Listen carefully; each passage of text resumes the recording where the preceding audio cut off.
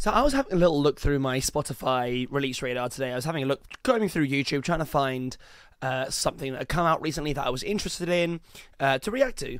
And a name came across my desk that I have not seen for over a decade. The Zutons are back and making music, and supposedly touring too. This caught me completely by surprise. I thought they were dead in the water, done. Dave Maccabee, I seem to remember being a bit of a kind of problem, sort of drinky, fighty, not too easy to get on with. You know, obvious like writing talent. I mean, he wrote Valerie, obviously, but you know, it kind of fell apart. I think even the bassist for the Zutons has moved on to become Noel Gallagher's bassist now. I might be wrong on that one, but I'm pretty sure that's what I heard. So anyway, I was not expecting for them to release new music, but they did, and I'm actually really happy about it. So not everyone seems to have returned. I think they're basically a three-piece now. So you've got Dave Maccabee, a guitarist, and then we've also got the drummer has returned, Sean Payne, and the saxophonist Abby Harding, which is probably three of the more important members if you're going to kind of go with the sort of sound of the Zutons. I mean, as somebody who played saxophone as a child, I never thought the saxophone parts were particularly good, but you can't argue that they didn't make the Zutons sound unique. So quite happy to see that those sort of core components have come back. But yeah, so the story goes, I was reading a Rolling Stone article that the three of them bubbled together during lockdown so they could jam, and they did, and they ended up writing this song, and they got a few other people from the Liverpool scene together to kind of help them to pad out some of the parts, names that I did not recognise. But yeah, they seem to have managed to come together, and 16 years later, they've released Creeping on the Dance Floor, which is the first track from this new whole album that we're getting. So kind of exciting shit. Like, I was a proper fan of the Zutons back in the day. Who Killed, which I think is their second album, front to back, like really, really, really good. And obviously Valerie, I mean, he said it himself, he's never need to have a job since, you know, he could probably just live off residuals for that for the rest of his life, so Ronson did him a big old favour there. So yeah, let's dive in and see what 16 years later Zutons sounds like.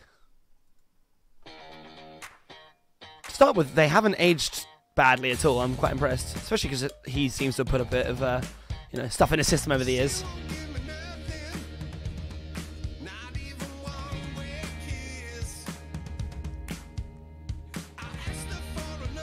God, his voice is more unique than I remembered. The question is, does she dance or does she play sax too? Oh, there it is. Oh, I like the sort of like upbeat nature of this one. The dancing in the video is effective.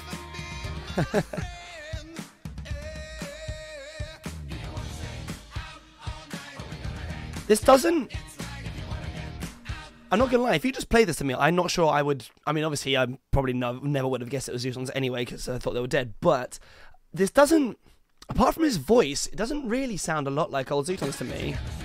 Bit more upbeat, bit more poppy, but that's not a bad thing. And the saxophone, I guess. The drums are more prominent than I remember.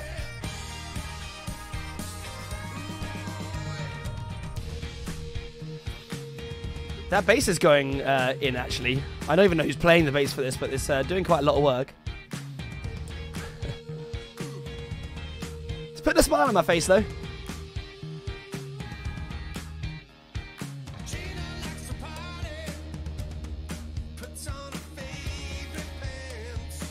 To be fair, the Zutons have also always had quite good lyrics. So, enjoying that kind of like... Sort of, it's almost like Kaiser Chiefs self-deprecating, but positive still.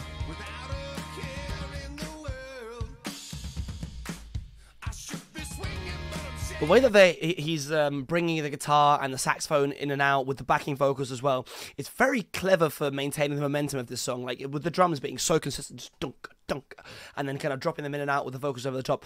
It's very clever. I actually really like the way that this is layered.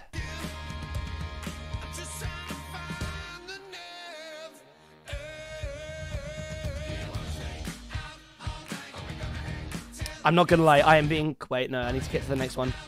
Show that shot again, yeah. I'm being constantly bugged. You can't really see it when it's not moving. There's like a wire going across their feet. I don't know why I'm pointing where you can't see me. My guess is so that they know not to dance past it, but I'm brutally aware of it. It's such a tiny, weird nitpick. Sorry, shut up, Renz.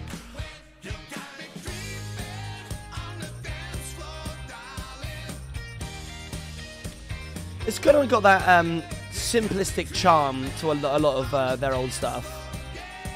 It's a proper throwback, isn't it? It's like glory days, noughties.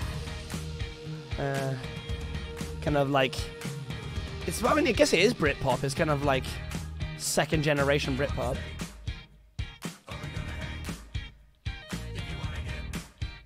I dig it.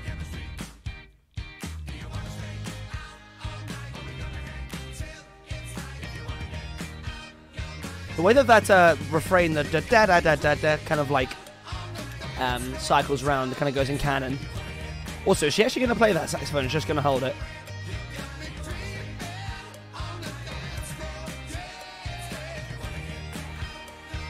The chorus is really effective, actually.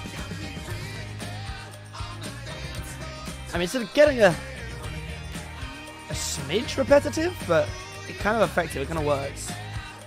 What is that cable thing, though?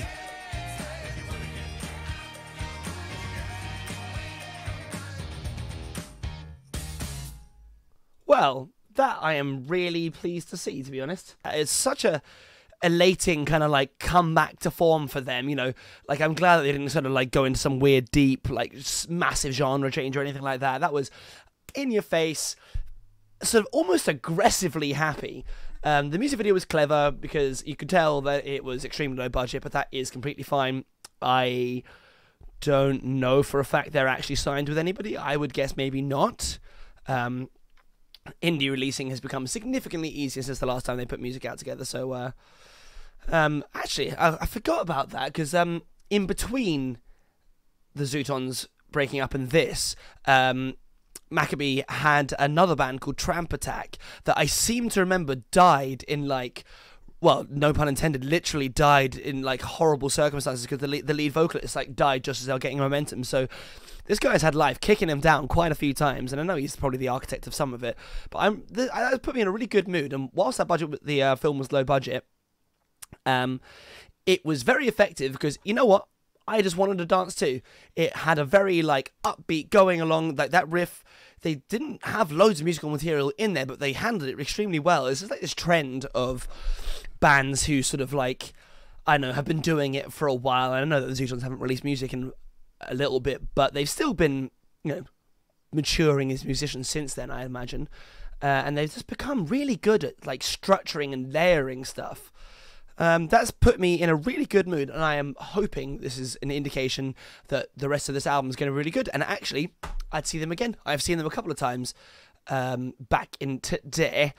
Saw them at a festival, I think. I can't remember who they were supporting now. And then saw them at the Forestry Commission outside, and that was really, really good. So, yeah, great. What are your thoughts? Is it a good thing that the Zutons come back? Did you even know that somebody that wasn't Amy Winehouse had anything to do with Valerie? I'm sure you did. I'm just being pretentious. But yes, let me know what you think in below. Glorious return to form or not? Subscribe. Obviously, if you haven't seen before, the channel has changed. We are now Renz. I am now Renz. I'm releasing more music soon, so keep an eye on that, and I will catch you on the next one.